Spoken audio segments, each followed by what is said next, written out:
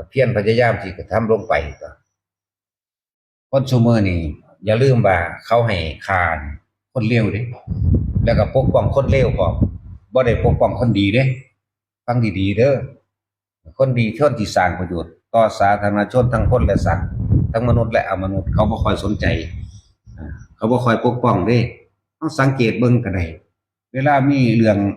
ทะเลาะวิวาทหรือเรื่องตกลงกันบ่ได้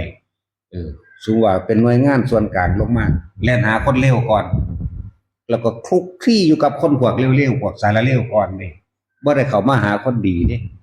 คือไปไปเอาใจเขาเห็นด้วยกับเพิ่นซ่าจังซี่แหมเอาเบิ่งโลดเวลาตำรวจจับคนเลวนี่ปกป้องคุ้มครองขนาดเนาะกันไว้เอาใส่รถเวลาเขาสิลุ่มจังซี่โอ้ยบ่แม่นธรรมดาเด้นี่คือความจริงเด้ที่พวกเขาเห็นอยู่นี่แหมตามันเห็นเป็นรูปธรรมอยู่เนาะคือกรณีของพวกเขาคือกันหน่วยใดลงมาหุ่นแลนไปหาพวกสารเลวก่อนเด้พวกบ่รู้จักว่าอันใดเป็นโทษได้เป็นประโยชน์แล่นไปเอาอกเอาใจเขาไปเขาอยู่หั่นเด้นี่แหละจึงว่าเขาสิปกป้องคนเลวคือมื้อนี้แล้วก็ตำหนิคนดีไอ้ลดลงมาในไปหยังมีมานะทิฏฐิเขาบ่ว่าพวกนั้นมีมานะทิฏฐิเด้มันบ่แม่นธรรมดาเด้ที่พวกเฮาเห็นอยู่ซุมื้อนี้เนาะนั่นแหละเป็นจังซั่น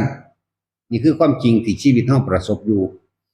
ฉะนั้นการที่สิพึ่งพาผู้ใดนั้นไม่ต้องหลักการเดียวของพระพุทธเจ้าเว้าถูกต้องแล้วอัตติอัตโนนาโถแต่ว่าเฮามั่นใจว่าเฮาไม่เบียดเบียนทำร้ายผู้ใดอยู่แล้วแต่ว่าเฮาก็ไม่ยอมให้ใครมาเบียดเบียนทำร้ายเราเหมือนกันฉะนั้นเฮาจึงต้องปกป้องตนเองนะ